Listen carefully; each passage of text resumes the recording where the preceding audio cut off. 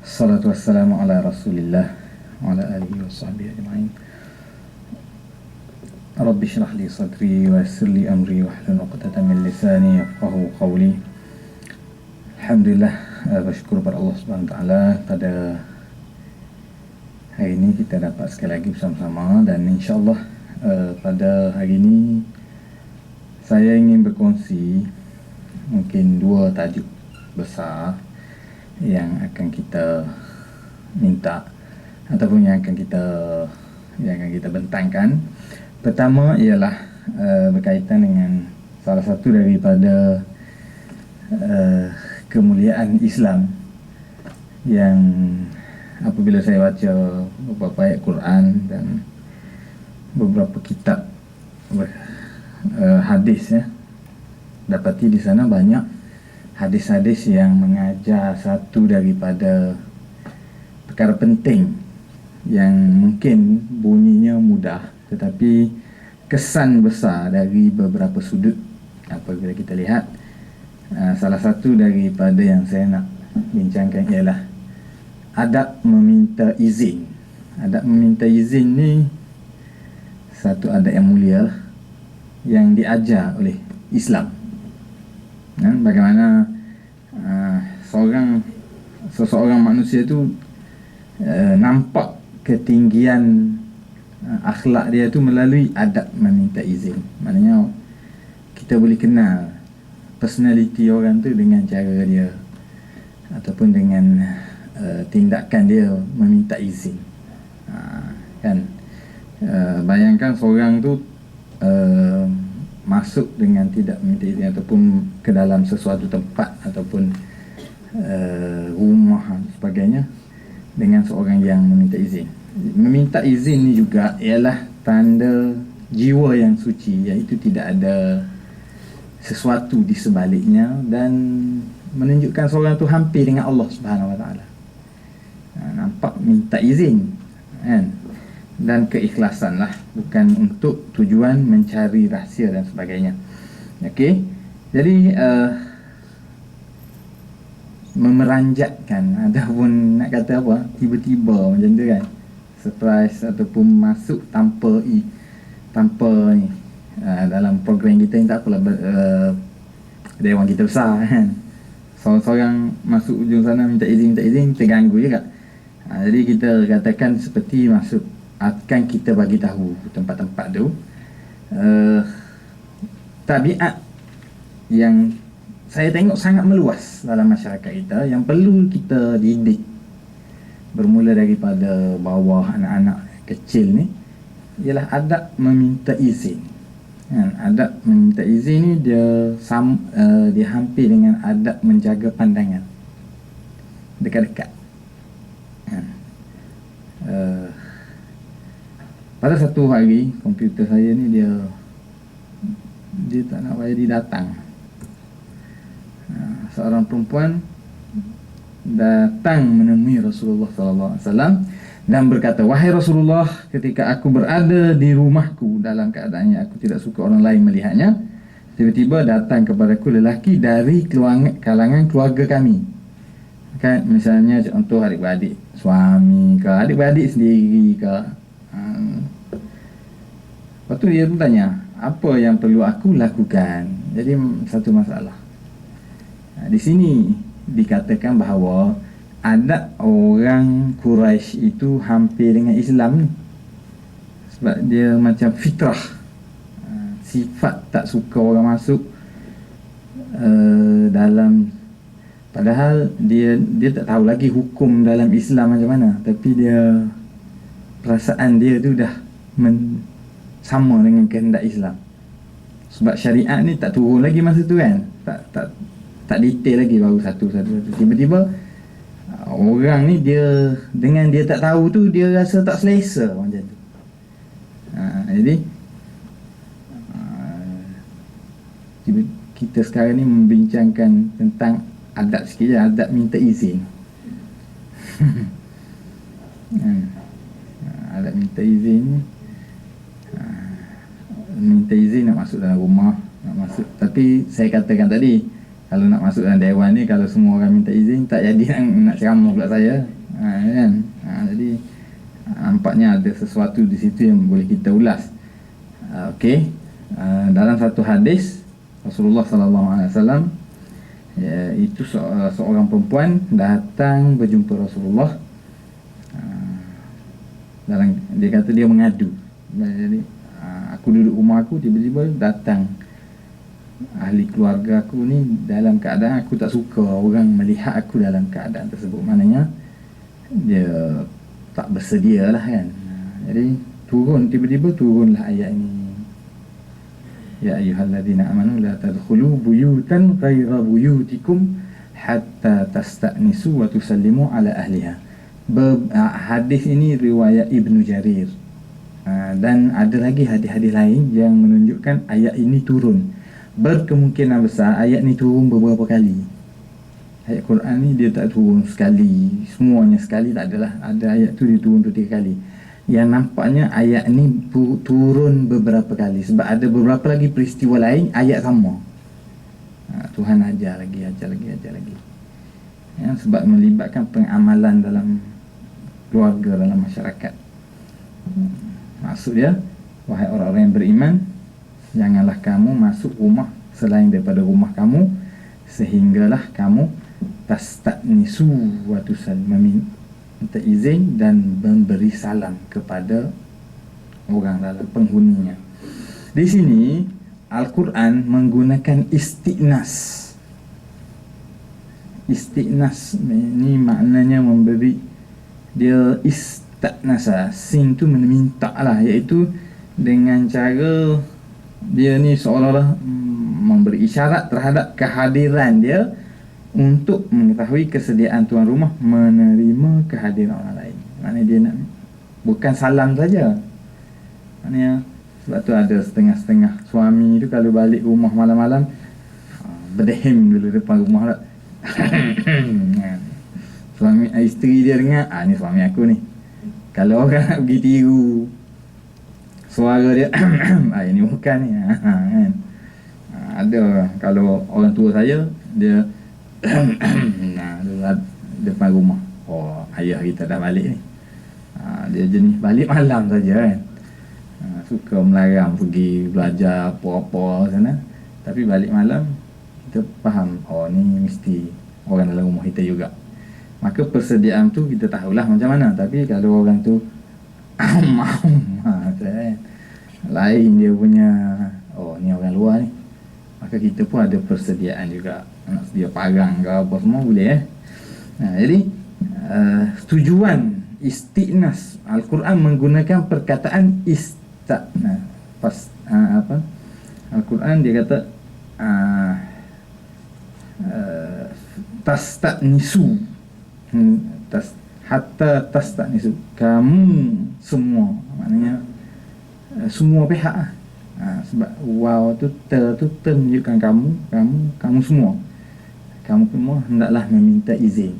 Tapi minta izin tu bukanlah minta izin boleh tak saya masuk, bukan maksud tu. Maksudnya memberi isyarat tu supaya gitu. Takkan kita pergi rumah orang tak terus belum masuk kan, bukan macam tu. Dengan cara biasalah, tapi waktu salimu, lepas tu memberi salam. Dua benda di situ dia ajar. Ala ahliha.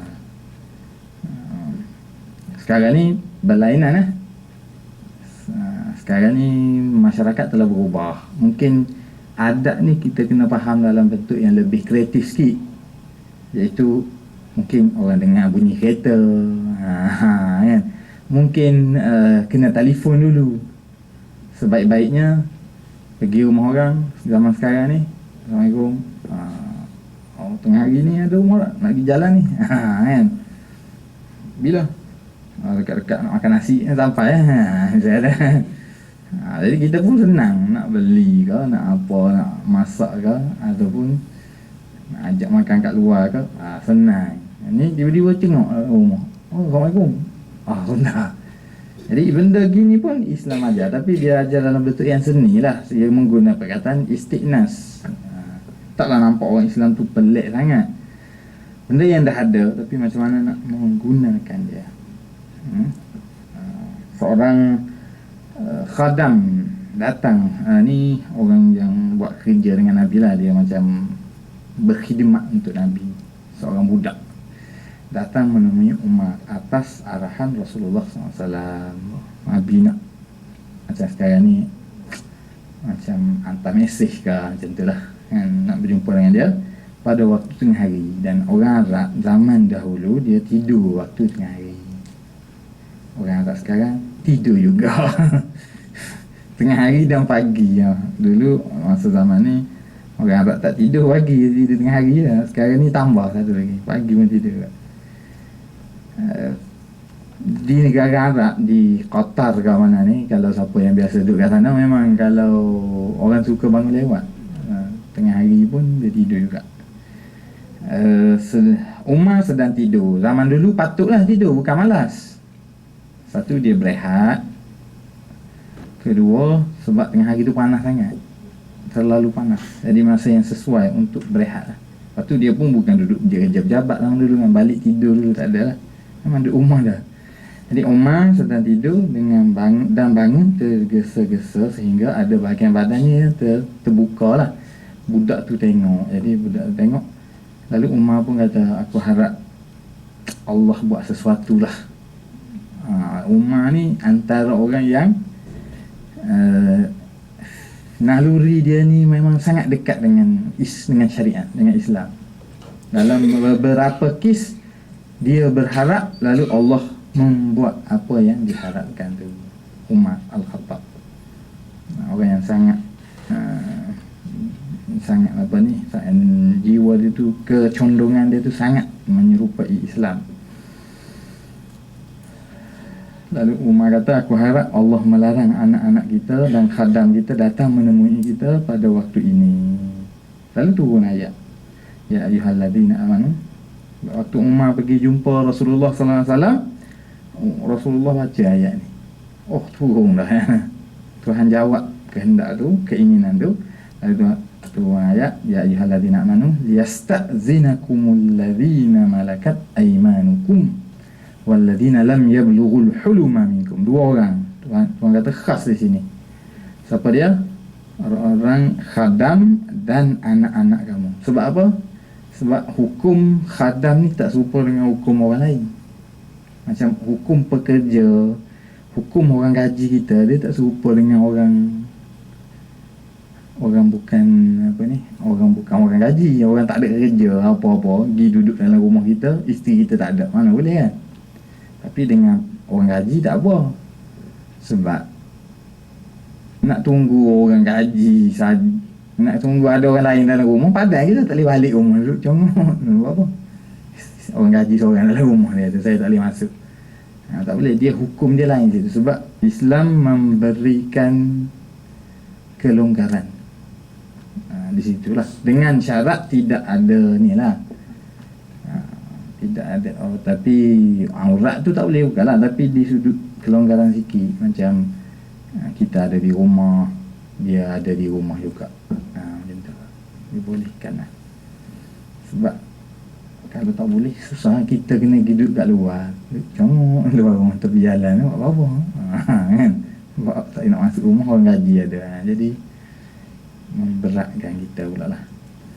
Jadi khadam tu umum sebenarnya. Ada khadam yang jenis hamba, ada khadam yang bukan hamba. Zaman dulu pun zaman dulu ada khadam yang jenis hamba betul, maknanya hamba bekerja untuk tuan dia, memang tak ada gaji, tak ada apalah, dia tu hak kita. Yang tu okey, sebab aurat dia dengan kita tu dah ni dah kurang dah. Tapi satu jenis khadam lagi, orang yang berkhidmat untuk kita, macam driver kereta, orang tukang gaji, tukang kebun rumah kita, dia tu dianggap sebahagian daripada kita. Ataupun anak-anak kita yang jenis nak berkhidmat untuk kita, anak saudara kita lepas SPM, tak apa, saya jadi driver dia ada kan, saya pun lepas SPM, mari duduk dengan pakcik, bawa kereta untuk kita, dia dah masuk dalam rumah kita tu. Di hukum dia tu tidaklah serupa dengan orang luar. Sebab kita dah tahu dia tu ada dalam rumah kita. Dia dah dianggap sebagai ahli dalam rumah kita dah. Ni masyarakat kita tak faham kadang-kadang. Kat rumah saya, dia nak kita angkat keluar orang yang jenis macam tu. Saya kata, mana boleh kan. Orang kita ni dia, macam saya tulis dalam blog lah, dia sathiyah. Dia surface. Dia baca satu hukum tu, dia tak tahu lagi pengecualian yang lain, dia bantai lah semua. Kena tengok dulu, dalam tu ada lagi pengecualian. Kita tak boleh nak pergi tangkap khaluat kalau yang ada dalam rumah tu orang gaji dengan tuan rumah dia. Itu tak payah tangkap khaluat. Dia memang orang gaji dia dalam rumah dia. Macam mana? Itu berlakulah di kawasan taman saya pun macam tu juga. Entahlah kawan tu mati isteri, dia nak kita tangkap orang tu kerana duduk dengan orang gaji. Dah, mana ke pula? Tak boleh.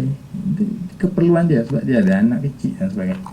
Cuma lebih baik dia ambil yang umur lebih tua ke yang lebih. Dia buat itu masalah dalaman dia lah.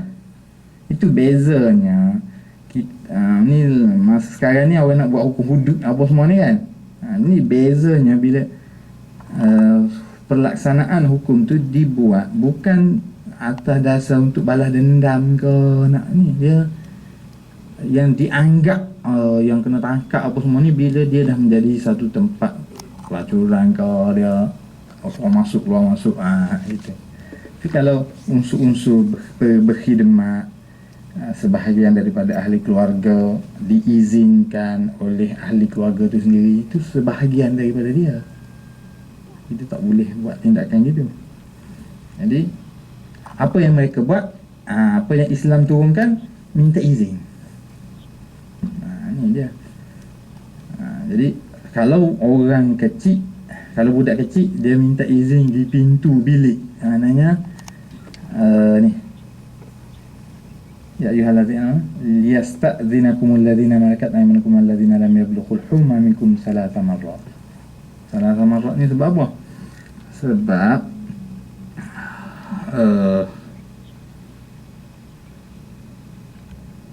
salasa marrat ni akan kita kupas kemudian insya-Allah. Ya. Memasuki rumah orang lain, kita memberi salam, berdiri di belakang pintu. Maknanya bukan belakang ujung tu, maknanya membelakangi ni depan pintu, maknanya belakang pintu duduk sebelah sana, bukan duduk dalam raung pintu nyorok itu kan. Maknanya kita duduk sini kan, orang duduk situ, kita duduk ni, supaya bila dia buka pintu dia cari, bukan dia buka pintu kita pun kita pula pintu dia tertentu. Kerana itu adat. Sebab kalau kita duduk gini terus, dia buka pintu tu kita duduk depan rumah. Kita duduk di sana, tepi pintu, supaya dia buka pintu kita tak nampak lagi dalam rumah dia. Itu adat yang diajar dalam Islam supaya, tapi masyarakat kita tak pandai. Dia duduk depan tu. Jadi, tapi ada disebabkan sekarang ni rumah pun terlalu canggih dah kan. Kadang-kadang ting tong je, takkan nak duduk depan pintu dah. Kalau depan pagar ni tak ada guna lah menyorok pun, memang tuan rumah akan ambil. Maknanya di situ sebenarnya yang nak diterangkan di sini ialah supaya tuan rumah tu tidak terdedah aurat dan kita melihat dia dalam situasi bukan aurat saja sebenarnya. Kadang-kadang kita pergi rumah orang, kalau kita tak bagi tahu rumah dia bersepah, malu dia kan. Anak dia duduk tengah main gerbong taekwondo lah ke apa, kita pergi jangan duduk tengok gitu. Jadi dia pun malu. Itu sebahagian juga. Ataupun benda-benda rahsia suami isteri duduk atas meja, dia baru lepas klien saya kan baru periuk duduk depan TV. Kuali pecah sana, kita pergi tengok kan. Dia pun malu. Itu antara benda tu bukan aurat badan saja sebenarnya. Itu dipanggil aurat juga. Itu rahsia dalaman rumah tangga kita. Sebenarnya kita ni berada dalam dilema sebenarnya. Bila sesuatu masyarakat tu dia kurang kerahsiaan, kurang amanah, kita Kalau ada masalah dalam keluarga, kita nak bagi tahu kat orang supaya dia jadi macam apa panggil, penyelesaian kepada masalah tu. Tapi kena berhati-hati zaman sekarang sebab tak semua orang tu amanah. Kadang-kadang kawan ni niat dia bagus, dia nak cerita kat orang supaya second opinion apa yang dia boleh buat.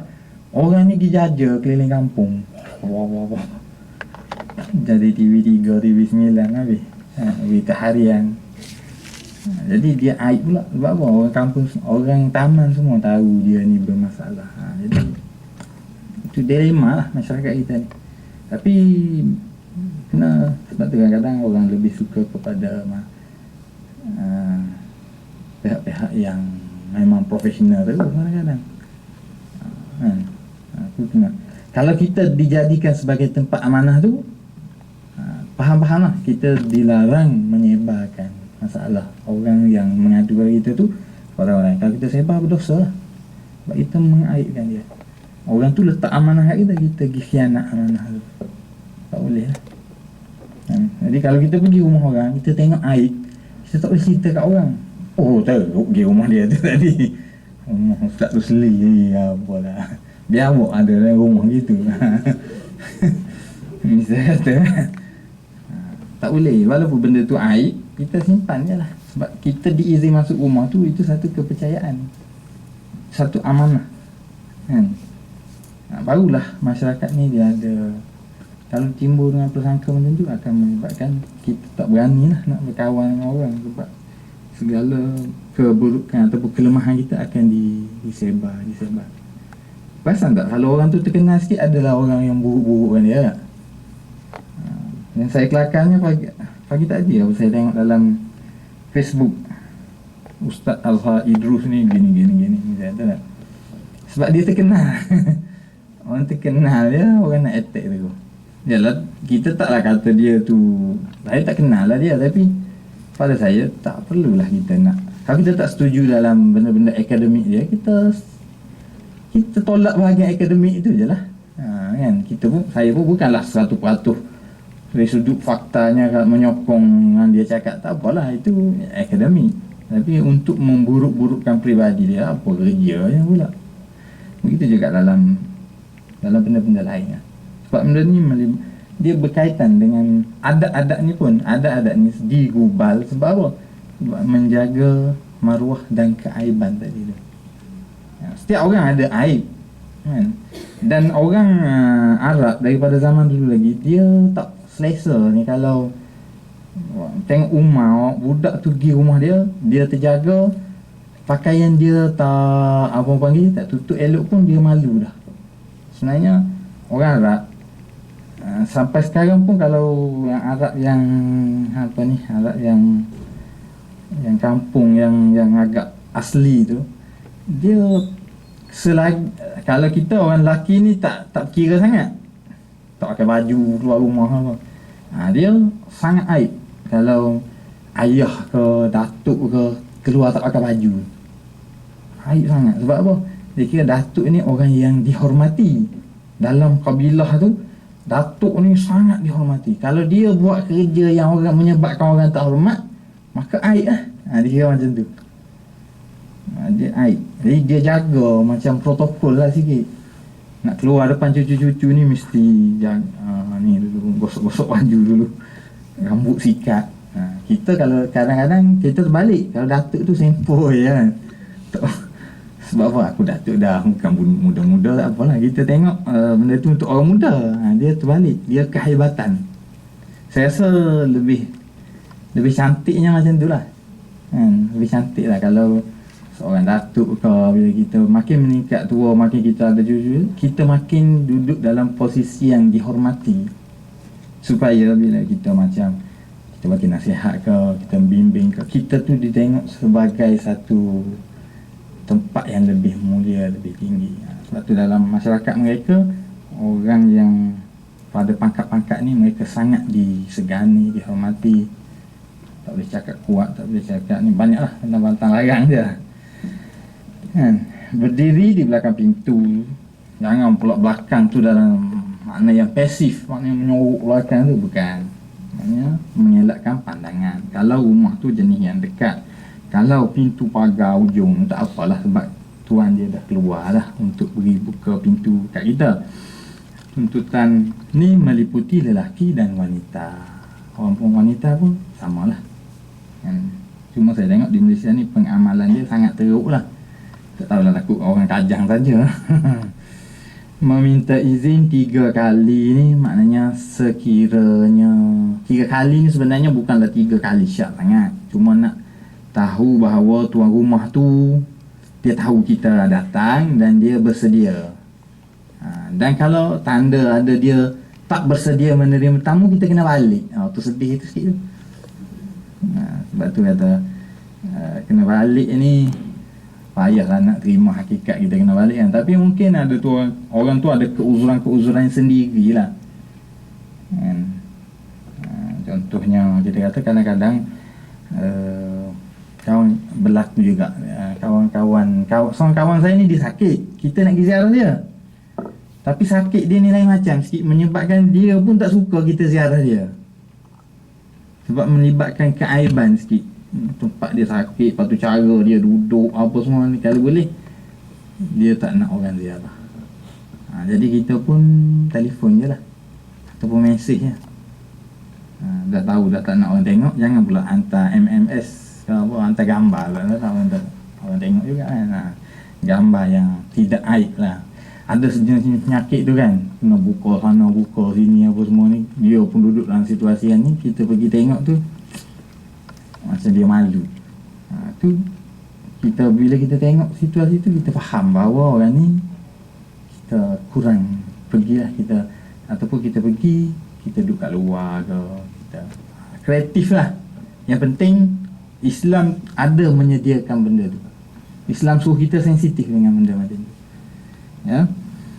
Wa in qila lakum murji'u farji'u. Jika dikatakan kepada kamu baliklah, maka baliklah. Masyarakat Melayu dia tak kata kot, cuma dia orang bila tetamu yang tidak diingini mari, orang cakap dia ngatu, dia tak apa setuju.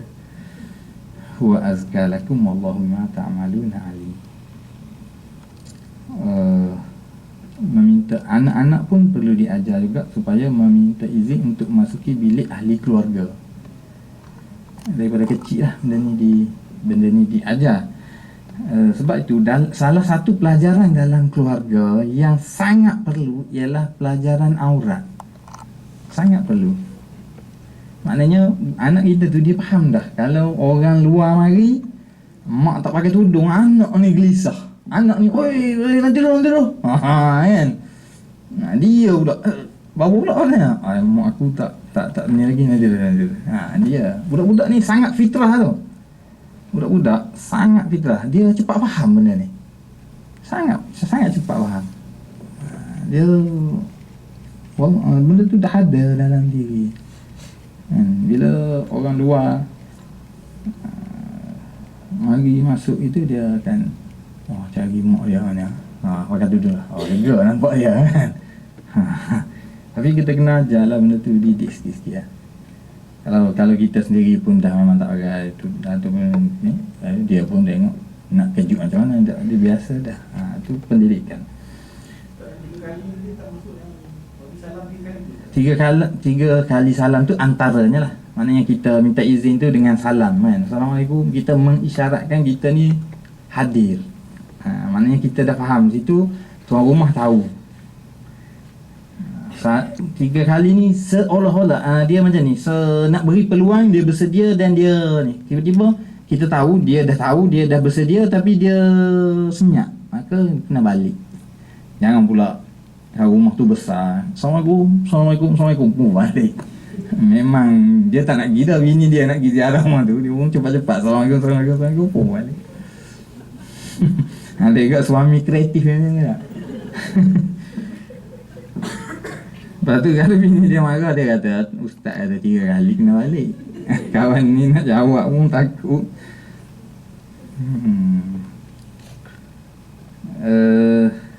Meminta izin untuk masuk, ini satu pelajaran yang cukup baik di kalangan ahli keluarga, iaitu anak nak masuk bilik, dia gong masuk bilik mak ayah, tak boleh, kali kena ketuk pintu dulu, sampai diizinkan masuk, baru masuk kena ajar. Dan budak-budak dia boleh faham, dia boleh faham kan? Apakah aku minta izin untuk masuk ke bilik ibuku? Seorang lelaki bertanya Nabi. Ya baginda, ya, kata lelaki itu, tidak ada orang lain yang memberi khidmat untuk ibuku kecuali aku saja. Ya baginda, kamu suka melihat ibumu tidak berpakaian? Jawab dia, tidak. Nabi dia guna teknik logik kan, dia guna teknik. Kamu suka tak? Oh tidak. Kalau tidak, minta izin ya. Riwayat Imam Malik dalam kitab Muwatta.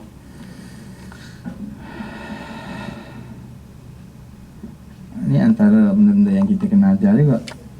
Sebelum subuh, tengah hari, selepas waktu isyak, iaitu ketika waktu kita kebanyakannya terbuka aurat. Pendidikan lah. Pendidikan aurat ni berlaku secara semenjak kecil lagi dalam rumah.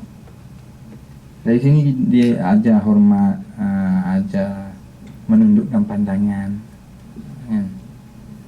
Cukup bagus. Dari situ barulah kita jadi ajarlah anak kita faham lah. Pergi rumah orang tu jangan mata hang lalak pula dia tahu rumah dia mana kan. Pergi rumah orang dia duduk atas sofa kat luar, dia tak ada pun mana.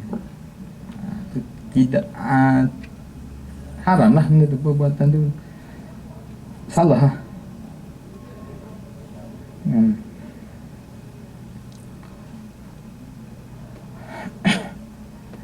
Apabila anak-anak itu telah balik, maka hendaklah mereka minta izin seperti orang-orang lain.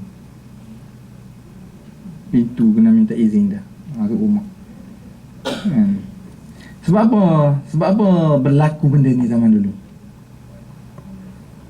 Sebabnya orang Arab zaman dulu kan, orang Arab zaman sekarang pun macam tu lah. Kalau kat kampung, dia duduk rumah dekat-dekat kan.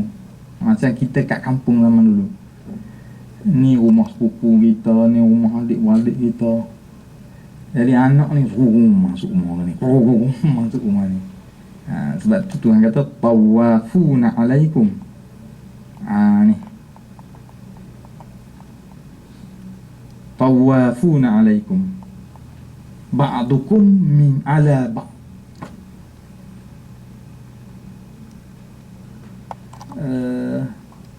Mereka saling berulang alik kepada kamu dan kepada orang lain tu juga. Sebab apa? Anak-anak mereka ni, anak sepupu ni, anak apa, dia main rumah ni, dia pergi makan nasi rumah ni, dia pergi. Suasana zaman dulu lah. Sekarang tak berapa ada dah. Jadi bila macam tu, Tuhan suruh minta izin dia masuk dalam rumah tu lah. Tapi dia nak masuk dalam bilik tu, dia kena minta izin dalam 3 tu. Sebab apa? Situasi-situasi tadi lah. Minta izin seperti mana orang lain bila mereka sudah besar kan. Mohon izin. Okey. Asalnya budak-budak kecil dia tapi disuruh ajar. Walaupun dia budak kecil, aurat tak ada lagi, tapi bermula daripada itulah. Dari situ terjadinya batas kehormatan lah depan anak-anak, adik-beradik, ibu bapa kena jagalah.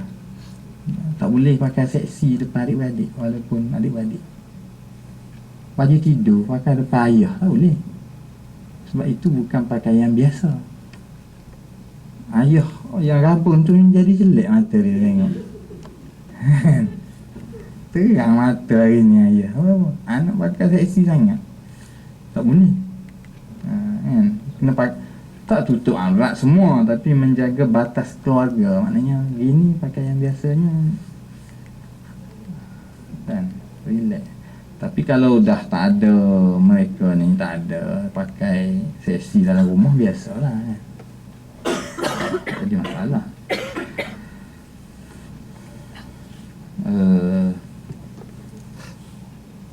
والقواعد من النساء اللاتي لا يرجون نكاحا فليس عليهن جناح أن يضعن ثيابهن غير متبرجات بزينة وأن يستعففن خير لهن. Ni hukum, saya tak terjemah ni. Iaitu orang perempuan yang sudah mencapai umur yang tua. Umur tua ni macam mana? Dia maknanya tua ni tua. Macam mana ada tua? Macam-macam pandangan lah. Tapi ada certain umur tu memang kalau orang tengok memang orang perempuan tu tua. Ada orang perempuan dengan orang lelaki ni dia lain. Orang lelaki ni masa dia umur muda pun tak adalah orang tergila-gila nak kat dia sangat. Kan? Tak adalah dia tu orang tengok jadi seksi ke apa, tak ada. Orang lelaki ni dia relax. Tapi bila dia tua pun kalau dia nak kahwin ada lagi perempuan nak kat dia. Tetapi orang perempuan ni masa muda jangan. Semua orang tergila kat dia. Bila dia certain umur dia, orang tak nak kahwin dengan dia. Nak buat macam mana? Dunia ada gitu nak kata. Memang naluri. Sebab tu dia lain naluri orang lelaki dengan orang perempuan. Cuba bergurau dengan orang lelaki tua lah. Kan? Cuba gurau. Bila nampak orang perempuan cucuk tepi dia. Oh dia semangat lagi. Dia respon dia tu Tapi kalau orang perempuan tua, kita cucuk belakang dia suruh kahwin dengan budak muda, naik selipar tak kepala kita. Dia aib bagi orang perempuan tu bergurau benda macam tu. Itu Allah buat dah. Semua dunia macam tu. Tetapi Tuhan kata wa in yasta'fifna khair. Wa in yasta'fifna khair. Orang yang dah mencapai umur macam ni tidaklah menjadi tuntutan dia nak tutup aurat di dalam rumah sampai budak-budak apa semua tu. Tetapi yasta'fifna khairal lahunna. Dia bersifat menjaga tu lebih mulia untuk yang lebih baik. Orang tua pun adalah macam langkah-langkah yang tutup cara orang tua lah. Macam mana kan? Saya tengok orang Arab antara orang yang sangat pemalu. Kalau orang tua sama-sama keluarga ni kadang-kadang tu sama dengan mertua dengan menantu ni pun sangat malu. Lebih malu daripada orang Melayu lagi rupanya. Kita ingat dulu orang Melayu dah ketimuran lah apa semua, dia sangat malu. Dia cakap tutup muka lah. Dia malu. Nenek saya sebelah sana kalau kita cakap dia tunduk, dia tutup sikit muka dia. Dia malu nak cakap. Sebab apa dia anggap orang lelaki. Walaupun padahal umur tu terlalu jauh. Dengan orang lain pun cucu-cucu bila lelaki je dia sangat menunjuk. Wan yasta'fifna. Baru saya faham. Oh gini rupanya. Al-afaf, dia menjaga kesucian dia tu lebih baik. Kalau dia tak pakai macam mentutup aurat tu pun sudah okey dah sebab dia dah macam. Tapi kalau dia istighfar lebih baik. Itu salah satu daripada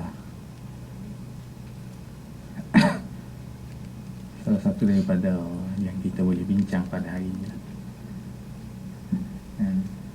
Saya rasa adab ni cukup menarik, sebab tu saya kupas pada hari ini. Sebab saya rasa masyarakat kita perlu sangat diajar dengan. Saya pun cari juga faktor-faktor. Sebab apa budak-budak sekarang ni dia macam tak pandai. Mungkin kehidupan di luar rumah daripada menjauh daripada keluarga tu satu faktor lah mungkin. Kita mungkin anak-anak kita sekarang ni kan dia masuk asrama awal. Dia keluar daripada keluarga induk tu awal. Kerugiannya ialah banyak benda-benda kita tak bimbing dia. Dia hidup dengan kawan-kawan dia, dengan cikgu dia tidak sama dengan hidup mak ayah. Kalau ada nenek ke pula, datuk ke, banyak lagi nilai-nilai sebenarnya yang diajar lah secara tidak langsung. Sebab itu generasi kita yang baru ni sangat berbeza lah. Kita melahirkan satu generasi yang sangat berbeza, yang sangat kurang hubungan dia dengan generasi lepas, generasi lama dulu. Jadi kita kena sangat faham lah keperluan-keperluan dia yang dia tidak menerima info-info tersebut yang sepatutnya kita kena bagi info tu kan. Setakat saja saya ajak nak 2 tajuk tapi tak cukup lah 2 tajuk, panjang pula ada tajuk lagi. Ada apa-apa perbincangan? Ringan saja hari ni perbincangan kita. Waalaikumsalam.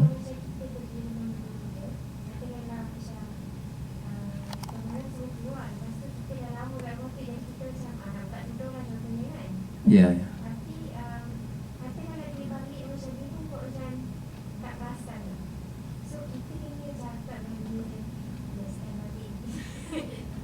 Kita dengan mertua dia tak ada aurat ipa-ipa tu kan. Teknik nak beritahu tu kena carilah yang terbaik lah kan. Nanti kelayu lah. Tapi tu kelemahan masyarakat kita. Kelemahan masyarakat kita ialah orang yang tak betul-betul kuat agama ni tak faham benda tu. Dia tak faham kan. Saya hidup dalam masyarakat Arab, dia berlainan. Dia walaupun kadang-kadang dia tak semayang, tapi dia dah faham benda tu. Jadi saya pun cari sebab apa, mengapa kan, sebab apa benda tu berlaku, sebab apa masyarakat dia boleh jaga dan dia kefahaman tu umum. Orang tak semayang pun dia faham. Kalau nak pergi ataupun rumah ipar, rumah apa ni, dia akan jaga pandangan, dia akan bagi isyarat.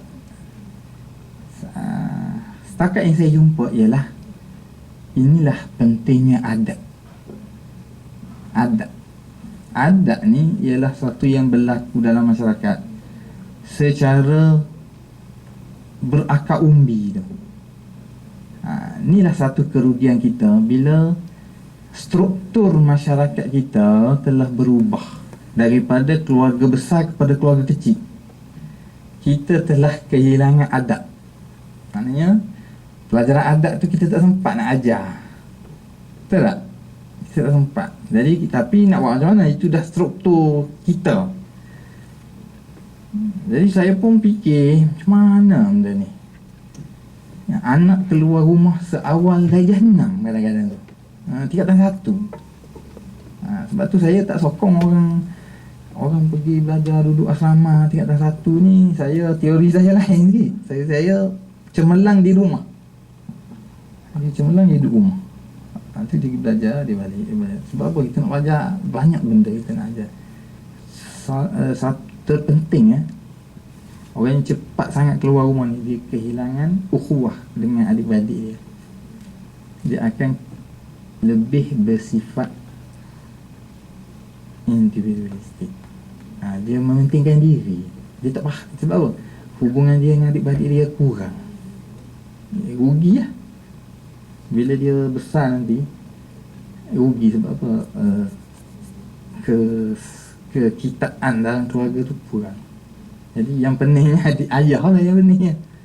Yang pening ayah dan mak lah. Sebab dia tak rapat. Itu salah satu kesan. Tapi walau apa pun, kita tak adalah nak mengharamkan orang tu pergi hidup asrama ke apa, tak adalah. Saya rasa taklah sampai kepada tahap tersebut. Cuma masalah kita tak dia. Kita kena cari bagaimana nak mengajar. Saya rasa itu tak ada cara yang spesifik. Kita nak syarah lebih-lebih pun masyarakat kita ni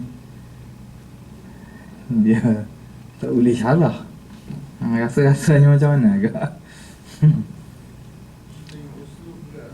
Ya, cara kita menerangkan. Kalau macam saya, senang. Sebab saya ustaz. Ustaz ni dia kata apa pun orang kata, "Loh, sebab apa?" Oh, ustaz bagi tahu. Senang. Kalau orang tu bukan ustaz, nak syarah lebih-lebih kat anda beradik, ipar apa, alah ni. Tapi lebih sukarlah pada pandangan saya. Tetapi benda tu macam mana? Kena ada jugalah kot usaha-usaha tu kan. Kalau nenek saya dulu dia kreatif sikit. Dia panggil ustaz mari ceramah rumah dia. Jadi dia pun dengar. Padahal dia nak bagi tahu kat orang lain. Itu kreatif lah kan. Tapi dia kena buat makanan sikit lah, orang mari ramai. Pantang ada sempena apa, Isyak Mi'raj. Dia pun pergi panggil ustaz ni tu ceramah. Ni ada apa, panggil.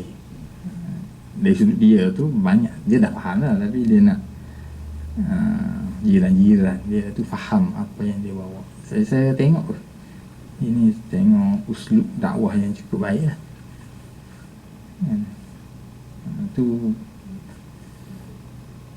saya tengok apa ni, ada dalam syariat kita ni dia apa ni, keseimbangan tu.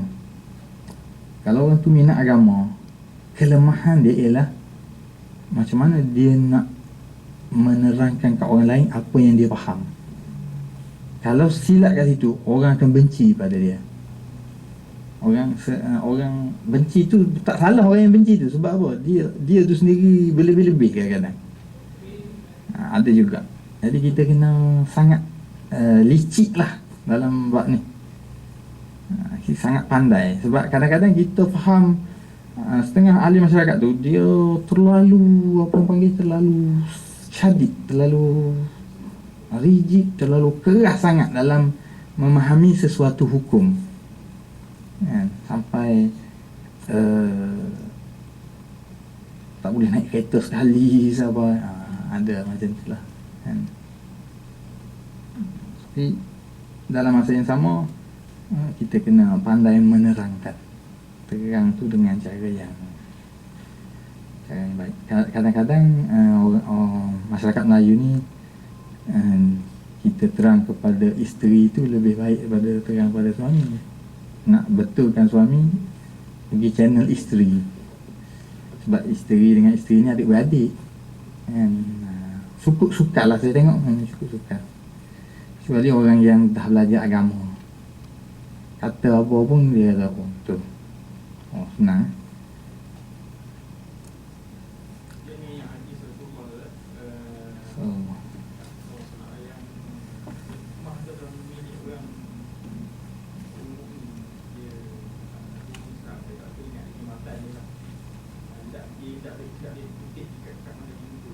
Al-hikmatu dallatul mu'min. Ya, betul. Hikmah di situ maknanya kebijaksanaan lah. Ilmu dan kebijaksanaan. Maknanya benda-benda ilmu tu, adih tu umum, iaitu ilmu dan kebijaksanaan tu seolah-olahnya milik kita. Lepas tu kita hilang. Bila kita hilang, di mana saja kita dapati, maka kita berhak. Maknanya tuntut ilmu tu tak kira dengan siapa lah. Tapi ada ulama dia bincangkan lagi, yang dimaksud dengan tuntut ilmu tak kira siapa tu berkaitan dengan ilmu yang keduniaan, yang umum. Tapi kalau berkaitan dengan akidah, berkaitan dengan, maka orang Islam yang lebih berhak mengajar kita, sebab akidah tu sesuatu yang berupa keyakinan diri. Kerana kita kena ambil dengan orang yang yakin benda tu. Jadi kita belajar agama daripada orang Islam. Asasnya gitulah. Kita ada sikit masa lagi untuk bincang-bincang. Kalau keluar sikit pun daripada topik ni tak apalah. Kalau kita boleh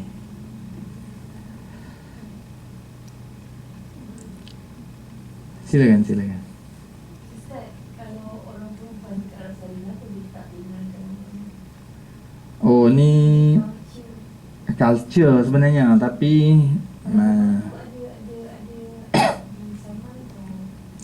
dia salah lah, dia boleh saman lah. Dia panggil satu jawatan kuasa amar ma'ruf nahi mungkar kat sana. Macam satu jawatan kuasa amar ma'ruf nahi mungkar ni, bila dia tengok orang lelaki tak pergi sembahyang masjid, dia boleh pergi saman kat sana. Sebab mazhab Hambali, sembahyang di masjid tu wajib. Jadi bila orang tu tak sembahyang jemaah, dia pergi tangkap, lepas tu pukul. Kalau tak ni lah, dibuat lah di Saudi benda tu.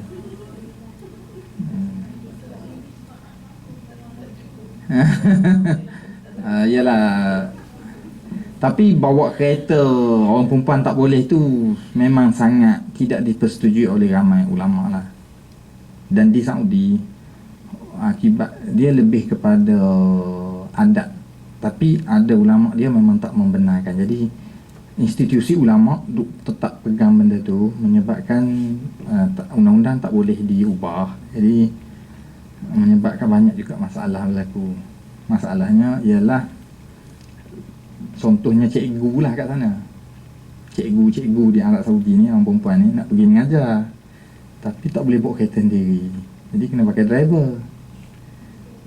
Dan di Saudi pula masalah bukan pengangguran, ketidakberkahwinan ni. Apa lagi? Orang perempuan tak berkahwin ni tinggi. Sebab nak berkahwin mahal. Maknanya kalau ada 100,000 cash tu tak boleh kahwin lagi. Jadi dia mahal. Jadi permintaan sikit, penawaran banyak. Kan? Jadi menyebabkan orang perempuan dia ramai tak berkahwin. Jadi bila dia tak berkahwin, dia pun fikir masa depan dia juga. Lepas tu pula tiap-tiap hari dia naik kereta dengan orang Mesir, orang Bangladesh yang handsome apa semua. Dia pun, baik aku kahwin dengan driver aku. Dah tiap-tiap hari kan, setahun 2 tahun jadi rapat mesra dah. Kalau kahwin tak apalah, tapi banyak kes-kes terjadi perzinaan sebagainya. Jadi kahwin tu pun ada masalah, maknanya sebab dia tak sama taraf kan. Isteri tu tuan kepada banyak masalah sosial lah timbul daripada tu. Asalnya orang perempuan tak boleh bawa kereta, kecil je. Sebab tu dalam hukum agama ni, benda yang kecil tu kadang-kadang impact dia tu besar pada masyarakat. Dia adat dia memang macam tu. Dia sangat sensitif dengan orang perempuan. Tapi sekarang ni dah mula ada gerakan-gerakan. Sebab tu Barat melihat ni satu peluang lah untuk dia nak kacau Arab Saudi ke apa, dia guna isu. Tetapi dari satu sudut pula, orang Arab ni, dia walaupun dia memang terlalu tak boleh sendiri apa semua, tapi dari sudut kalau dia tu berharta sebagainya, dia mengikut kehendak orang perempuan dia tu terlalu tinggi. Dia beli macam-macam, dia bawa jalan Malaysia shopping lah nak Arab. Dia dari sudut tu ada pula. Dia mungkin menyebabkan orang perempuan dia puas hati pula lepas ada tu. Dia ada juga benda tu. Sebab tu orang Arab kalau mari Malaysia, kita gerun tengok dia berbelanja. Lagipun mereka ni kalau di negara macam Qatar apa semua tu terlalu kaya. Bawa Yang tadi tak kata orang perempuan ni ramai yang tidak berkahwin. Jadi mahal dia mahal ke atau? Antara faktornya dia mahal sangat. Mahal perbelanjaan perkahwinan tu dah jadi tinggi sebab trend.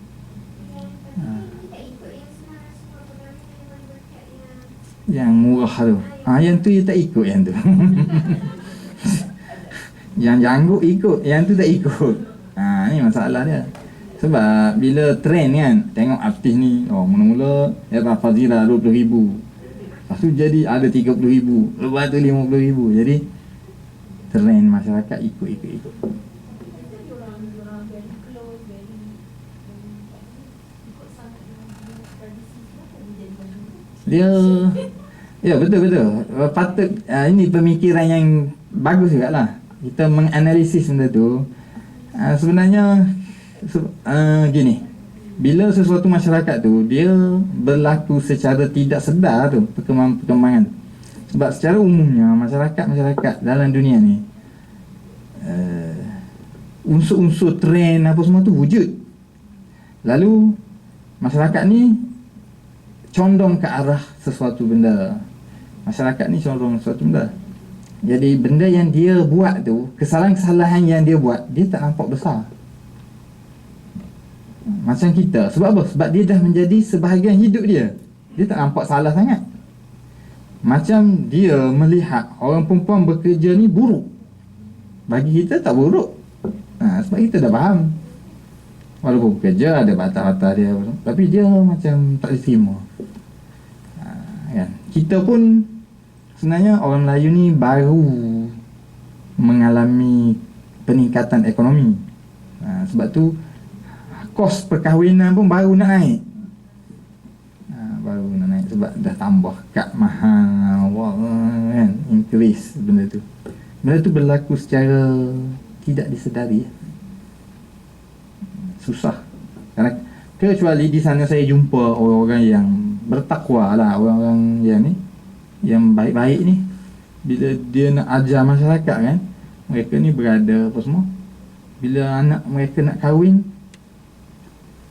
dia tunjuk kepada masyarakat, ni aku buat ni.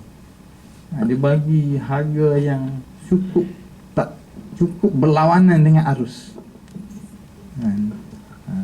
Orang lain 30,000, dia bagi 3,000 je. Ini wujud ada orang yang macam ni. Sebab apa? Dia nak ajar masyarakat, aku hebat macam ni pun boleh bagi murah. Tapi kebanyakan ahli masyarakat tak mampu nak lawan benda tu. Sebab tu arus masyarakat.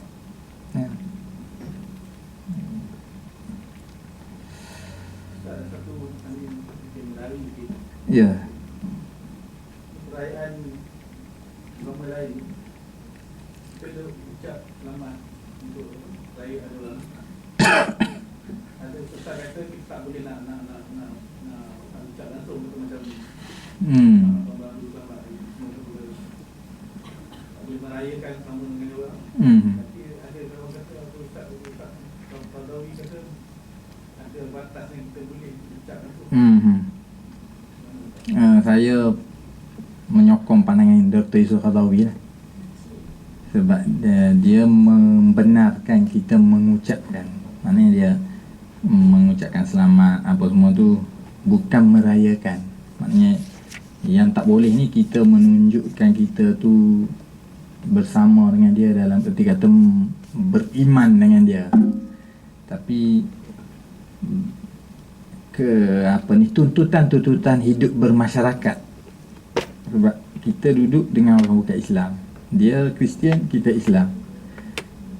Maka kita nak kata selamat Kristian, selamat tahun baru Cina pun tak boleh. Sebab apa? Haram. Adakah tuntutan tersebut sesuai dengan fiqh yang kita namakan fiqh majmuk, masyarakat majmuk? Sesuai tak macam tu? Kerana larangan sebenar ialah kita melakukan syirik. Larangan sebenar menzahirkan ibadat-ibadat bukan Islam apa semua tu syirik. Tapi mengiktiraf agama lain, dia berhak sebagai beragama tu tak salah. Okey, jadi dari sini persepsi mana kita nak letak selamat Christmas tu, kita nak kata itu sebagai pengiktirafan ke sebagai respect? Itu saja, pentafsiran itu sahaja. Bila orang tu kata kat kawan dia selamat Christmas, menunjukkan apa tu? Menunjukkan dia telah beriman dengan Christmas, dengan Kristian kan? Pada saya tidak mentafsir begitu. Dia mentafsir orang tu respect orang kawan dia sebagai berhak untuk beragama Kristian, tapi dia tidak mengiktiraf agama Kristian. Macam mana kita nak mentafsir kata-kata selamat hari Christmas? Kita tak, pada saya kita tak adil kalau kita mentafsir orang yang kata selamat hari Christmas tu sebagai dia telah beriman dengan Kristian.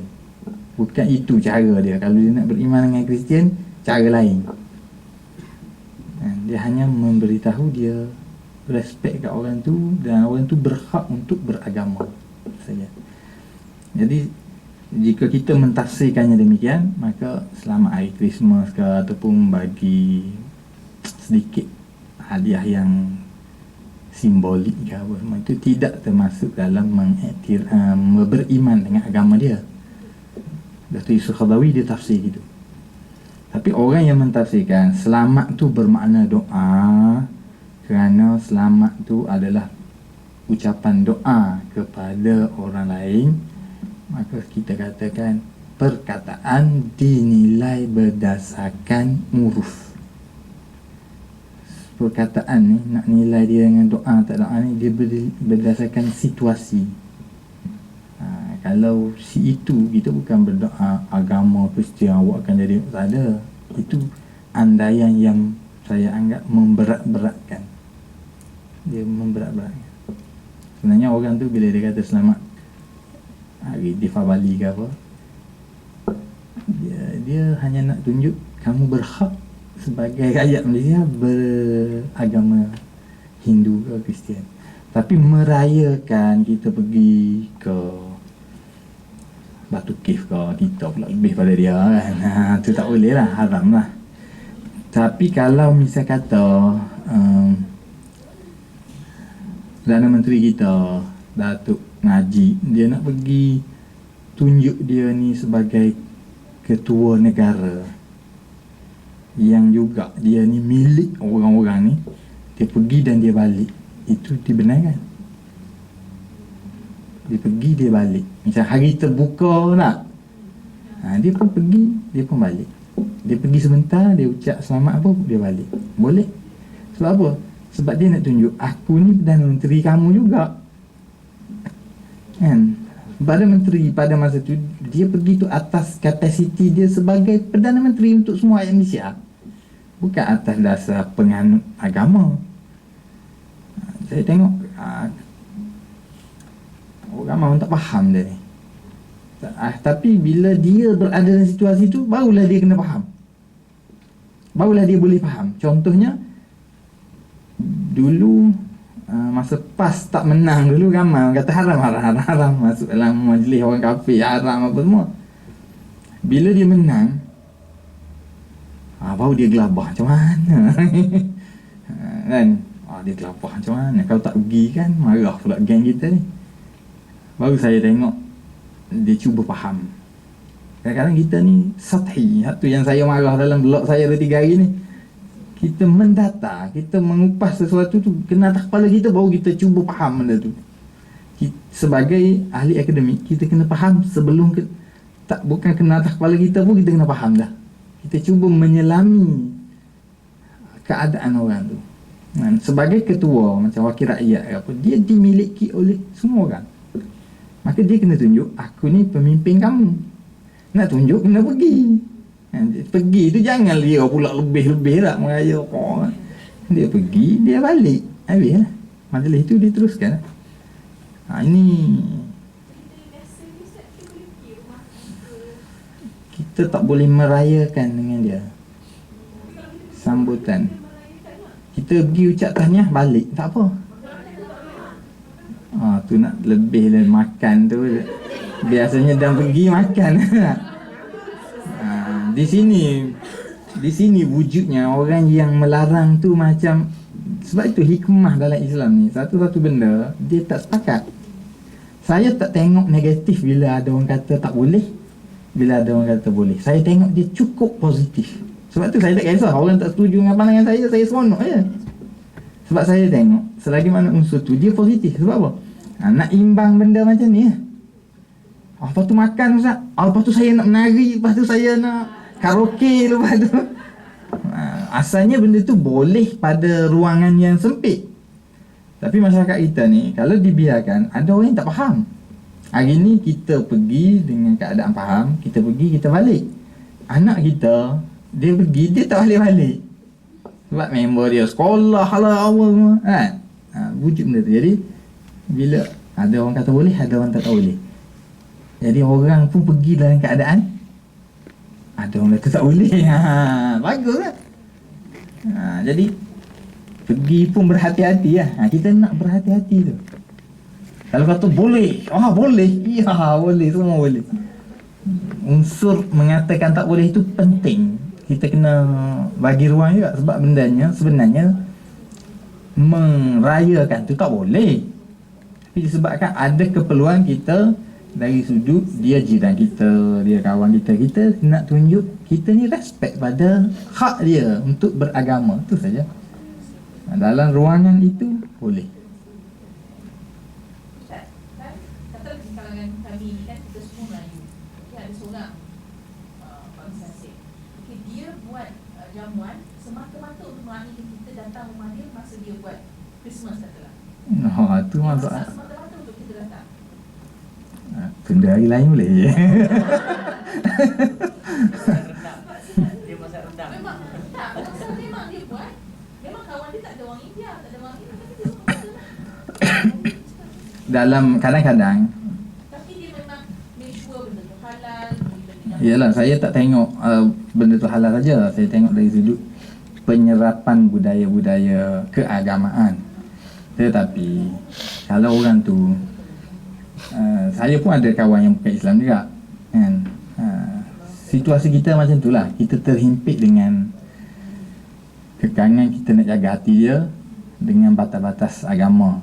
Kita kena faham objektif kita tak boleh melainkan tu ialah kerana kita dilarang membesarkan syiar agama dia.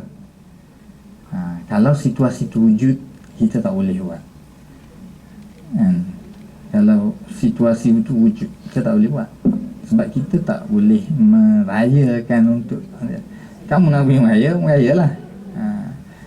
Tetapi dalam tahniah, dalam tu saya boleh terima lagi. Tapi dalam mana makan yang segera balik, okey. Tapi kalau kita nak stay, berarti kita pula beraya kan. Tu kadang-kadang kita kena fahamkan kawan kita tu dan dia boleh faham. Kawan India saya, dia cukup berhati. Bila, sebab apa tu? Sebab dia kata hari raya, bila majlis hari raya, orang Islam ni ajak pergi rumah. Aku ada, dia tak ajak, dia kata. Dia marah. Tapi bila hari dia faham kita tak boleh beraya. Lepas tu satu pendiri, kira saya rasa saya dah buat sesuatu yang saya cuba buat, dan sebab saya nak faham, saya pergi kenduri dia. Kenduri ni memang bukan orang Islam. Ini kenduri. Dia ni berharap saya pergi sebab keluarga dia kan dah ada satu, orang panggil apa, keluarga dia ni ada satu perspektif pada orang Islam. Dia bagi tahu kat anak dia, dia kata kamu kawan dengan orang Islam tak ke mana, dia kata. Masa kamu gembira ke apa, orang Islam ni tak gembira, dia kata. Jadi orang Islam ni kamu kawan dengan dia jauh-jauh itu je. Jadi dia pun, saya tolonglah mari juga kenduri adik saya ni. Semua keluarga saya nak tengok mari ke tak. Kan. Kalau mu tak mari aku kena pelekeh, dia kata. Kalau mari terjawab lah. Saya pun pergi. Saya kata okey, saya tak boleh minum arak dan tak boleh ada majlis arak. Dia kata tak ada, dia kata. Saya pun pergi. Kalau ada, daripada awal memang saya tak pergilah. Saya pun pergi dekat hotel Kuala Lumpur. Pergilah, pergi apa semua, keluarga dia semua gembiranya, kan. Gembira kita mari. Saya Ustaz Rusli. Saya pun lepak ustaz kat depan tu. Saya Ustaz Rusli. Saya je dia. Jadi biasalah makanan pun makanan hotel je kan. Lepas tu bila lama tu keluar agak. Rupanya ada juga arak. Sebab orang bukan Islam ni, bila dia gembira tak boleh tak ada arak. Tu rukun dia tu. Bila dia keluar arak, saya tengok ada dalam gelas arak satu keluar. Lepas tu mari dua, mari tiga, banyak. Bila keluar banyak tu saya pun bangun. Saya bangun, saya pergi salam, kata saya minta maaf, saya orang Islam. Bukan tak boleh minum arak, duduk dalam majlis arak pun saya tak boleh. Cukup respect dia. Sangat respect pada ni.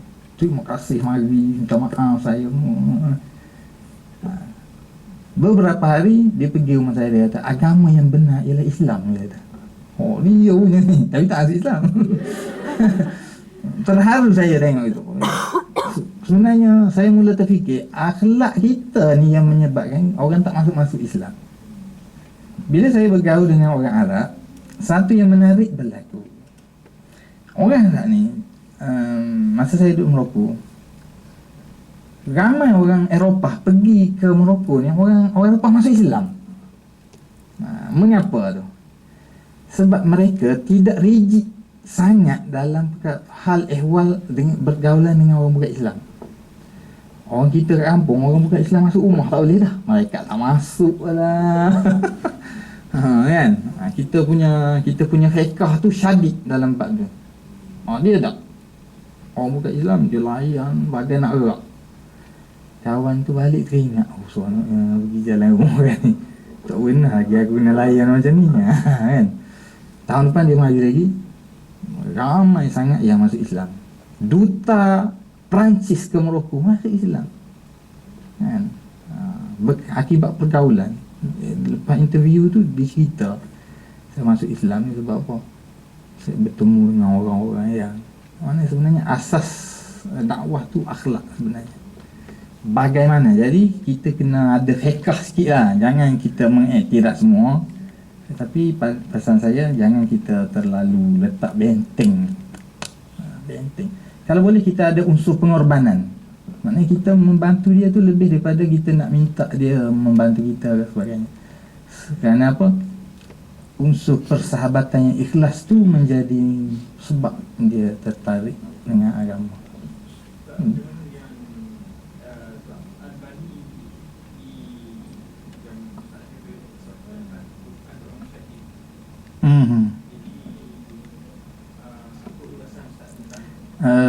Saya tidak menggunakan Ijtihad Albani dalam fiqh. Sebab saya rasa Imam Albani bukanlah ahli fiqh. Dia ahli hadis. Ahli hadis bukan ahli fiqh. Analisis Albani sangat kurang detail. Kurang detail sebab disiplin ahli hadis dia menekankan kepada kajian dari sudut tokoh. Dikaji tokoh hadis ni betul. Bila dia berijtihad dalam bidang fiqh tak sesuai dengan saya punya metod lah. Metod Dr. Yusuf Qaradawi lebih semasa, lebih kreatif, lebih banyak. Contoh. Bila di Mesir, sebelum daripada kemenangan jatuh Husni Mubarak ni, golongan Salafi kata haram menentang pemimpin. Jadi dia tak bezakan. Sebab apa? Hadis ada, tapi dia tak bezakan pemimpin tu baik ke, pemimpin jahat ke, pemimpin bunuh orang ke, dia tak beza. Jadi Dr. Yusuf Qaradawi dengan aliran dia ni, dia kata kita kena sokong rakyat yang memberontak ni. Sebab mereka memberontak majoritinya dengan cara yang tidak ganas. Kecuali bila Gaddafi guna peluru pandu apa semua tu, Dr. Yusuf Qaradawi kata kita pun kena lawan juga. Sebab dia telah bersifat membinasa, membunuh. Jadi kumpulan ni bangkit tu. Dia bangkit, lawan. Bila menang, golongan yang kata tak lain lawan tadi pula beria nak melaksanakan Islam lah apa semua. Jadi sekarang ni timbul agak ni lah di Mesir, kumpulan Ikhwan Muslimin dengan Salafi. Jadi disebabkan mereka ni tak biasa berkecimpung dalam politik, tuntutan mereka dalam melaksanakan Islam tu nampak kurang matang. Sebab dia pengalaman keterlibatan. Contohnya Salafi Mesir membuat demo besar-besaran minta supaya diwajibkan purdah. Dan dalam situasi macam mana, mesti orang tak bekerja lah. Bukan itu sebenarnya. Dari sudut pandangan kita, itu prioriti dia bukanlah menyelesaikan masalah masyarakat dulu, peluang pekerjaan, nak gerakkan balik ekonomi, nak hukum mana-mana yang penyangak dulu apa semua kan. Barulah satu-satu dia tak ada dia. Dan kumpulan Ikhwan Muslimin dan ulama-ulama yang agak bersifat sederhana lah pada saya punya pandangan, mereka ni lebih tersusun. Jadi saya daripada dulu lagi saya menggunakan Ijtihad Albani dalam mentasheh dan mentad'if hadis. Saya jadikan dia rujukan, walaupun setengah ulama lain kritik dia apa semua, tapi okeylah kita ambil juga pandangan dia. Tapi kalau dalam fiqh saya tak guna langsung. Tu metod saya lah. Kalau ada ulama ada ustaz lain dia mari dia kata Albani ni gini dia sokong, tu tak jadi masalah kan. Saya rasa dalam kelas saya dah lama kita kupas benda tu. Tengok method masing-masing lah. Tapi saya sering juga mengupas benda-benda ni dalam blog saya. Saya nak terang supaya masyarakat tu diajar dengan pemikiran yang agak berat dan serius. Maknanya bila saya terang macam ni, tuan-tuan pun terbuka lah sikit bahawa oh, ada aliran Qardawi, ada aliran Albani, ada aliran ulama Azhar. Lain pula aliran ulama Azhar ni, dia condong ke arah macam Sufi sikit. Ada pure Sufi. Pure Sufi ni pula banyak aliran pula. Sufi mana? Dalam Islam ni banyak sangat aliran. Jadi saya aliran mana? Metod saya ialah macam tu lah. Saya tak pernah berguru dengan Dr. Yusof Qardawi, tapi saya banyak merujuk kepada tulisan-tulisan dia. Kalau ada peluang kita buat rombongan, pergi jumpa dia sekali, lepas tu mengaku anak murid. Sebab dia nak jumpa dengan Dr. Yusof Qardawi payah. Dia macam menteri dah sekarang ni. Dia sekali dia mari ke KL, saya pergi tak boleh jumpa. Oh, kita tengok menteri-menteri duduk tepi, kita pun tak sampai hati kat nak pergi kan. Jadi insyaAllah kita jumpa lagi dalam kuliah kita yang akan datang. Mudah-mudahan dapat sedikit sebanyak perkongsian, dan kalau ada apa-apa sila catat-catat juga dalam Facebook ke apa semua boleh, insyaAllah kita untuk jadikan idea saya tambah isu untuk dibincangkan pada kuliah yang akan datang. Saya sudahi dengan wabillahi taufiq. Wassalamualaikum warahmatullahi wabarakatuh.